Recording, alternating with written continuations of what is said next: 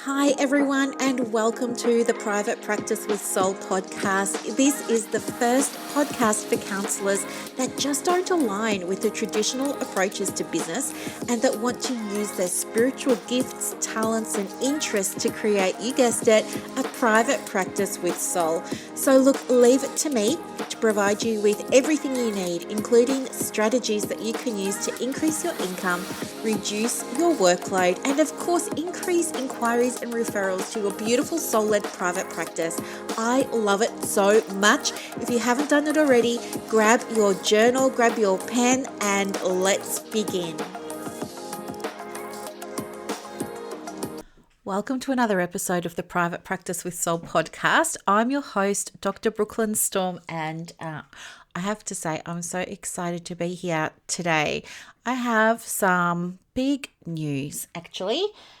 If you can hear some background noise, that is Buddy. So Buddy came into my world 4 days ago, quite unexpectedly, and has just been the biggest bundle of love and joy you could ever possibly imagine. Buddy is, he turned 13 weeks yesterday, and he is a Cavamalt, which is a Cavalier Cross Maltese. He's in the background now playing with some chew toys. So if you hear things being thrown around and ripped apart, it's just him playing with his toys. He's been a good boy other than that.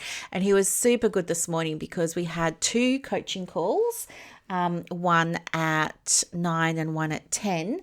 And Buddy joined both of them and just had a little sleep in my arms for the whole time. But he's well and truly awake now. And yep. Okay.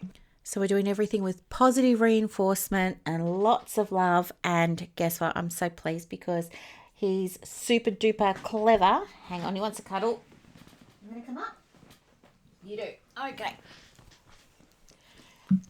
Buddy learned his... I've just been telling everybody how good you are. He learned his name. He comes when he's called and he can sit. What's that? It's a microphone. Okay, you hop down now because Mummy's got to work. Good boy. Good boy. Yeah, so lots of fun. And I'm just so excited. Oh, sit, Buddy, sit. Good boy. So excited to have him in my life, honestly. I was saying to one of the ladies this morning, I just feel like all my energy is coming back. I just feel so full of love again and so full of joy, and it's nice to have someone to love again too. So it's all working out for Buddy and I at the moment. But yeah, let me get on with the show. So first of all, I just want to speak to one of the things that came up this morning because it was so important. And that was about what's happening at the moment with, I know it's going to sound a little bit boring, but just stay with me, with Instagram. So I know many of you are using Instagram to promote your practices. So if that's you, you'll want to hear this. Instagram's moving away at the moment from giving extra credit, if you like, to things like Reels and Stories. And instead, welcome to another episode of the Private Practice with Soul podcast. I'm your host, Dr. Brooklyn Storme, and it's so good to have you here. If you can hear a little bit of noise today, that's because we have a very special guest in the studio. His name is Buddy, and Buddy is a cross Cavalier with Maltese. And Buddy has been in my life, for the past 4 days. How exciting is this? 4 days, it feels like 6 months, is a lot of work, is a lot of energy. But I have to say, he was super good this morning. We had a coaching call for Private Practice 101, Start Your Private Practice, this morning at 9. And then we had another one for the Diploma Counsellor Society that went from 10 to 11, and Buddy was there for both of them, and he slept through both of them, and he was such a good boy, and he can come when he's called, and he knows how to sit, and he knows his name. So, and Buddy is a little rescue Oh, and he is going to the vet this afternoon for checkup and all that sort of fun stuff. So, yes, he's a bit wiggly at the moment, so you might hear that. Anyway, I just wanted to begin the podcast with a little bit of a celebration.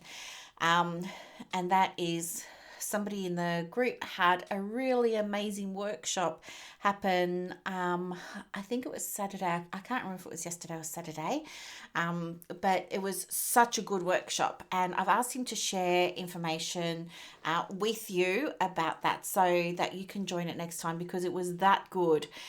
It was all based on things that we love on this show, like the Jungian stuff, frameworks and archetypes. And it really spoke about roles and values and how values provide motivation and things like that. So good. Loved it. And the other thing that we're celebrating, of course, is somebody else in Private Practice 101 is graduating.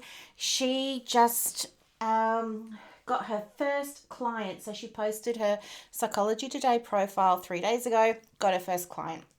All booked in. So exciting and so happy for her. Okay, so I just put Buddy down. Good boy, Buddy. Here you go. Buddy likes to eat liver treats, so I'm just going to prepare a few while I talk with you so that I can keep him nice and quiet. I just cut them down for him a little bit because he's only got baby teeth and he's got a very little mouth. But hopefully I can teach him how to behave while we're recording podcasts, which would be awesome. Okay, so one of the other things that came up was about using Halaxy and what do you do when you want to do things like automate your forms. There are people who can help you with form automation, and you can find those people in a free online Facebook community called the Halaxy Unofficial Facebook group. So it's not endorsed by Halaxy or anything like that. It's just Halaxy users. So everybody in there is an allied health professional using Halaxy, and they all help each other with things. The other thing that you can do is Halaxy have really good support. So you can give them a call. They usually answer the phone within the first 5 rings. Good boy, sit. Lovely. Within the first 5 rings, and they will stay on the phone and talk you through everything. And I really feel like getting your paperwork set up right from the beginning is so important, because as much of the business as you can automate, the better it's going to be for you. Okay, so there's that. The other thing is, if you're in Private Practice 101, Start Your Private Practice, you also have access to a really beautiful Canva template that's going to walk you through creating your very own client welcome packet. And you're going to love that as well. It's super easy, and it really does help distinguish your practice from other practices that don't do things like this. And yeah, I think you really have to see it to see what I'm talking about there. Another little celebration, well, it's not little, another huge celebration is somebody got her first set of flyers printed, and that is so exciting. She used the template that is also available in Private Practice 101, Start Your Private Practice. And the reason, look, it's going to be a high converting brochure for her, not only because of the branding, but because of the content. So I created this template for the members so that they knew what to include and what to omit from the brochure in order to make it highly converting. And by that, I mean get more inquiries and more bookings and clients. And I asked her how she went with it and if she, how she found the template. And she said that was really helpful to have a template that had a whole lot of prompts on it and guides to help her figure out what to write. So absolutely celebrating that win for her. It was so good. And I'm so proud of her to get that going. And yeah, it was just so lovely to see everybody this morning and to connect with everyone. There were a few other things that I wanted to share with you as well. So one of those was understanding what's happening with social media at the moment in terms of algorithms. Now, at the moment, for those of you who are promoting your private practice on Instagram, this is the one I'm focusing on at the moment. What you want to do is be aiming to get your content saved by the people that are viewing it. And so how do you do that? Well, I would encourage you to sort of, before you post anything on Instagram, like a quote from Brené Brown, which you don't need to do, nothing against Brené Brown, but she's got a voice. You don't need to share her voice for her and build her audience. You need to build your own audience, especially in the first 24 months of your private practice. If you want to share other people's quotes, of course, go for it, but do it sparingly and make it relevant to your message. Okay, put your own spin on it, or say, here's a quote from, I don't know, Gabby Bernstein or Eckhart Tolle or something like that, and speak about why you love it or why you disagree with it or what it means for you or what it means for your audience or something like that. Don't just post quotes because you don't know what else to post. We need to be building your audience, and you only do that when people get to know you. They're not going to know you if you're not sharing your opinion. You're just playing safe, hiding behind other people's opinions. I hope that all makes sense. But I would, coming back to the question of how do you make a savable post, I would just ask you to ask yourself before you hit publish, is this post likely to be saved? If I was going to write a post that got saved by my audience, what would it be about? What would it be on?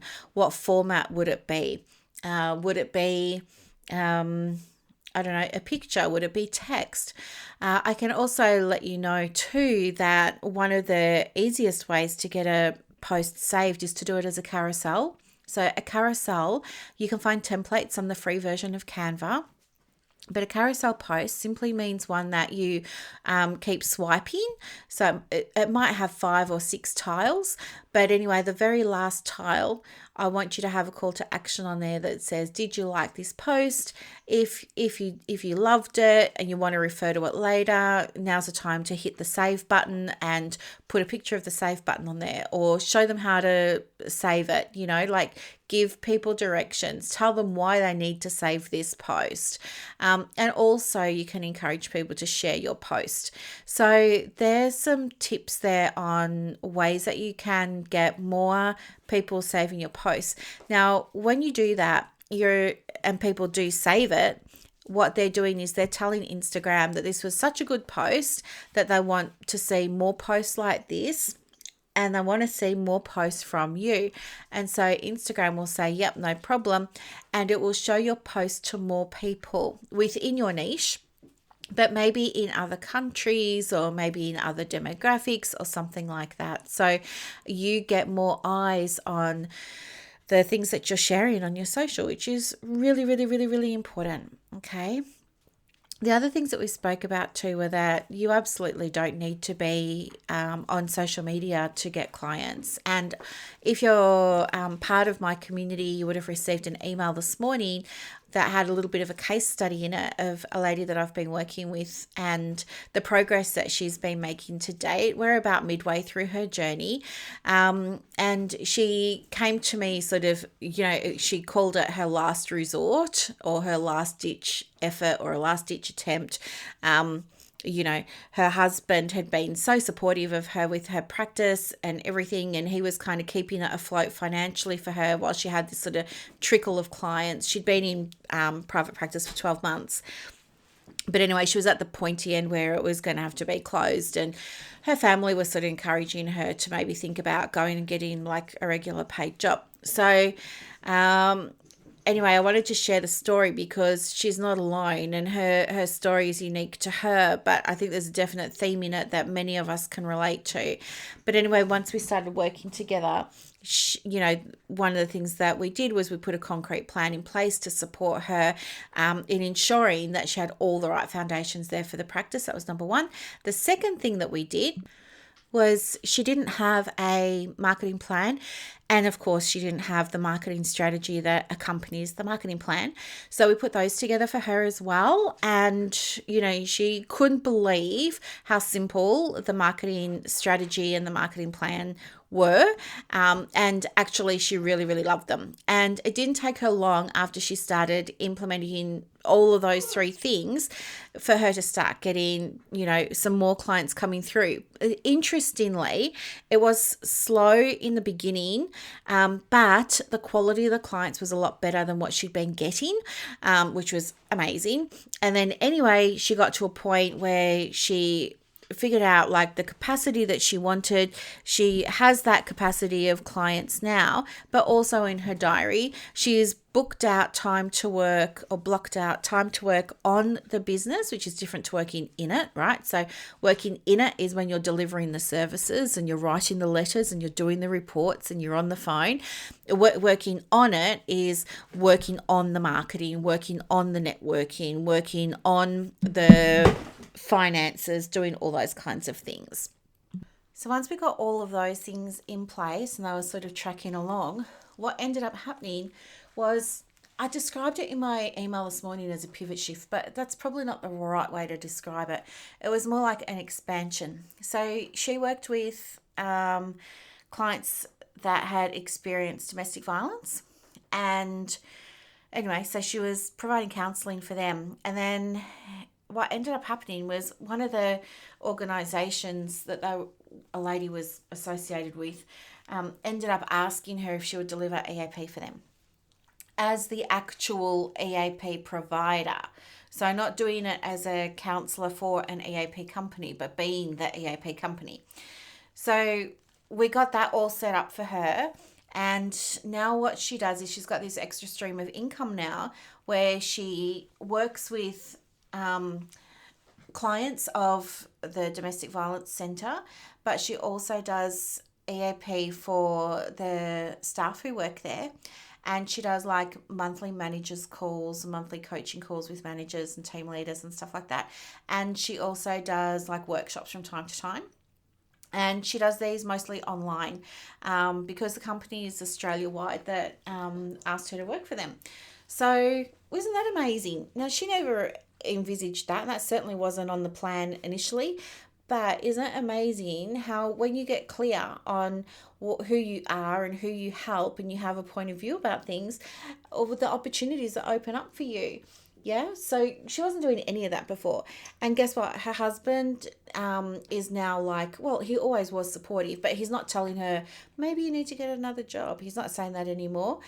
Well, guess what he's doing now? He's helping out. He's sending out the invoices and doing chase ups and stuff like that. So a bit of the admin from time to time, taking calls and everything. So now it's looking like, who knows, it's potentially could be family business down the track. Who knows where this business is going to end up in 24 months. I mean, we've got a plan in place for her, but things can always expand and grow and change. And this is what I want you to understand. Like, if you don't have your business plan in place and you don't have your marketing plan, your marketing strategy in place, then you're going to struggle. You can still be successful in private practice, of course, but you're going to struggle. And anyway, so there was that. So really, really, really, really, really inspiring story. So I just had to share it with everybody this morning because I was so happy for her. But some of the other things that I wanted to share with you as well, what have I got here? I've got the algorithm. I've got people getting their first clients. What else did I have? Oh, yeah. If you're going to be running online courses, so this is the other thing. If you're going to be running online courses, it's really important to understand not only about the technicalities of that and, knowing where to house your memberships or courses and things, but you also need to understand things like privacy and confidentiality and all those sorts of regular things because these are counselling clients, right? So we want to make sure everybody is looked after. And if you're wanting help understanding how to set up courses and how to set up memberships and things like that for your private practice, of course, I'm more than happy to, give you anything that I can to help you with that and support you with that. We did have a bit of a discussion around it this morning, but it could absolutely go into more depth. In fact, it's one of the things that is covered in Marketing with Soul. So I know some of the ladies from Private Practice 101 will now be graduating, and they'll be moving into Marketing with Soul, where they'll be learning a lot more about the fundamentals of client attraction, but also um, doing things like this, putting courses together, putting online programs together. Um, yeah, even looking at how you service your wait list. So, for those of you who have a wait list, now this is something else that's really interesting. Do you know that um, not all, of course, there are always differences and there are always exceptions to this, but in general, counselors in Australia that have wait lists are the counselors that are charging the recommended fee that, well, it's my recommended fee of $150 a session. You would think, right? Some people say, well, how come they've got wait lists when I charge so much less and I've got capacity and I could see everybody? Why can't I just see their wait list? Well, you can't, because those people are aligned with that practice, and they're aligned with that practice for a reason. And if all else is equal, the only thing that's separating you from them is the fee. So please stop undercharging, because I want you to have a fully booked diary, not necessarily a wait list, but I want you to absolutely have a fully booked diary. So it's just something to think about. It's the same with your cancellation fees. If you're struggling to get your cancellation fees paid, it's probably because they're too low. When cancellation fees are very low, what happens with some clients is they tend to be quite dismissive of them, just because it's just not on their radar. They've got other things that they're trying to deal with, they've got other priorities. So they're not really taking it seriously that you've sent them a really low cancellation fee. Now, it doesn't matter what your mindset is. The reality is you're in business and you're running a business. Everybody's cancellation fee, you're all going to have your own ideas about what's right for you and what's not. I can only share with you what works for the majority. And of course, you might not be the majority, but for the majority of people, the cancellation fee that works is 100%. Now, my cancellation fee is 100%. It wasn't always 100%. In fact, I didn't have a cancellation fee for the longest time because of my own mindset. I thought, oh, it's mean, it's not fair, these people can't afford it, blah, blah, blah, blah, blah. And then I started charging really minuscule amounts, like $15 for a cancellation fee. They never got paid. I wasted so much time trying to chase things up, and I only ended up damaging my own sense of worth, my own sense of confidence, my self-esteem. I doubted whether or not I was cut out for private practice. You know how it goes, all those sorts of things. I'm sure some of you can relate. Maybe you felt like that too. But I slowly crept it up and crept it up and crept it up. And honestly, I wish that there had been someone in my corner all those years ago to say to me, hey, I'll give you the shortcut. Here it is, charge full fee. Because that would have been a game changer for me in my business. It would have changed the demographic of client that I work with. I would have had a different quality of client. I would have had a client who's more invested, more engaged, more likely to turn up, all those sorts of things. And I know some of you can relate to that as well. So, yeah, I would strongly encourage you to have a cancellation fee that's 100%, and to put that on the consent form when people first start working with you, so that they know it's their responsibility to read that, and they read that piece of paper, and when they sign it, they're agreeing to it. If you want to, I know some people will also spend time discussing that piece of paper in the first session. So you can also do that as well. Something else that you can do is when you send out your reminder emails, and even your confirmation emails, and you can do it for your SMS reminders too, is just add on there, look, this is a 72-hour reminder. If you don't attend, or if you cancel with less than 48 hours notice, the standard session fee applies. Right? No ifs, ands, or buts. Just really clear. None of this, if it's 48 hours, then it's 60%, and if it's 24 hours, then it's 70%. And no, that's just too confusing for everybody. And it's not fair on you. It's not fair on your bookkeeper. It's not fair on the client. It's just really messy. And why would you want that sort of level of complication when it comes to your fees? It doesn't make any sense. You get to run a simple practice, right? You get to run a simple private practice that works for you, not you for it, okay? So that's just something else that I wanted to share with you as well that popped up today. And yeah, it just, again, something was mentioned around getting payment. And I really feel where you can, it's really important that you set up your website to take payment when people book a session, rather than on the day or something like that. I really feel like, especially with Halaxy and Power Diary and Clinico, I don't know about Splos, so I can't speak to that. But you can absolutely send out paperwork that will also include payment details, payment information, and you'll be able to go and process payments on your timeline. So I know, for example, with Halaxy, you could set it up so people pay at the time of booking, or you could set it up so that they pay, the payment is, they call it sweeping. The payment's swept. So sweeping means all the payments are processed at the same time every day. So back when I was when I had my big brick and mortar practice with multiple practitioners everywhere, we used to just do sweep payments at 5 o'clock that night. And we just, Alex would just go bang, bang, bang, bang, bang, and process everybody's credit cards at the same time. So you can do that, or not. The other option is for you to instruct Halaxy or Clinical Power Diary, whichever one, to process payments 15 minutes into the session, half an hour in, 3/4 of an hour in, stuff like that. Now, if you're a Medicare provider, you won't be able to get prepayment for sessions.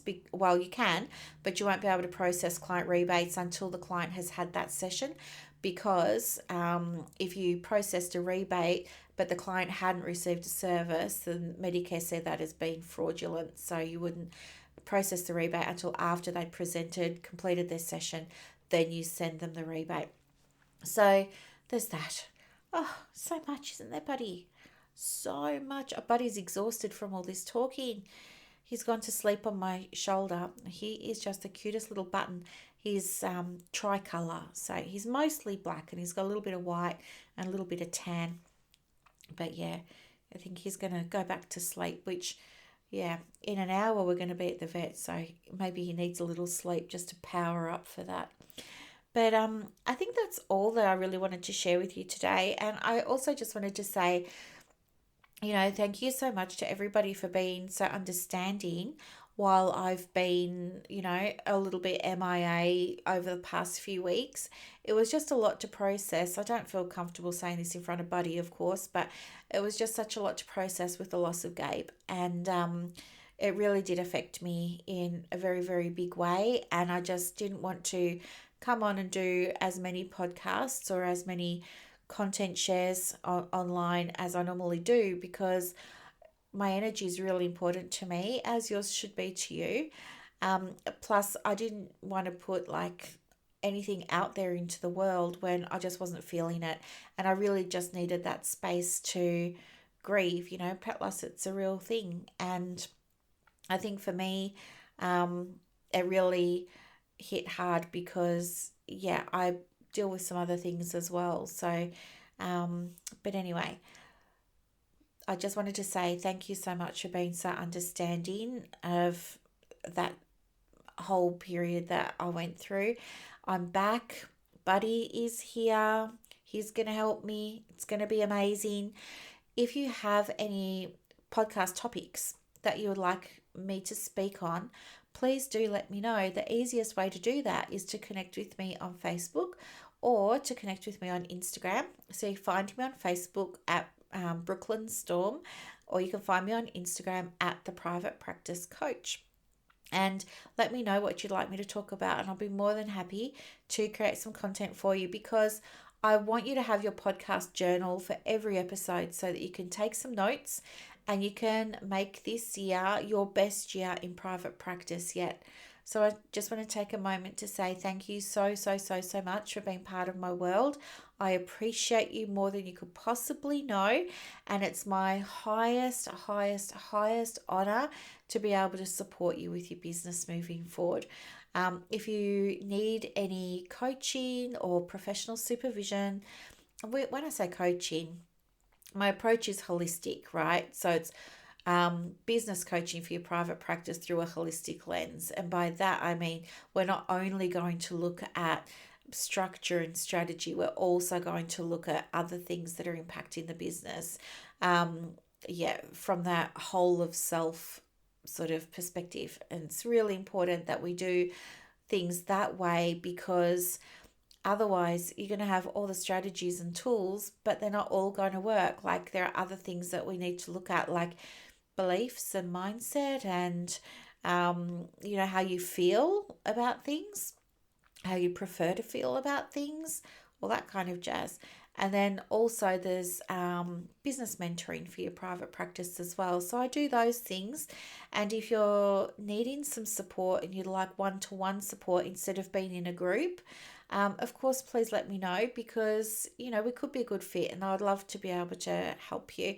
And I do have some space available at the moment for those who are looking for a little bit of support. Okay. So look, I'm going to let you go. I've got to put this one down because although he's only 13 weeks old and I've only had him 4 days, he weighs a ton. I don't know why. He's such a little thing, but he weighs a ton and he's hot. He runs hot. I've got to put him down. But you have a lovely day, everybody, and I will talk to you soon. Bye for now. I hope that you loved this episode as much as I loved putting it together for you. To get more resources to help you in your private practice, head over to Instagram. My handle is @theprivatepracticecoach. And also, if you want more inquiries and referrals for your business, let me know. I have a program called Clients on Demand that opens every quarter, and I can absolutely get you some information for that as well. You are doing an amazing job. Thank you for sharing your gifts with the world. Bye.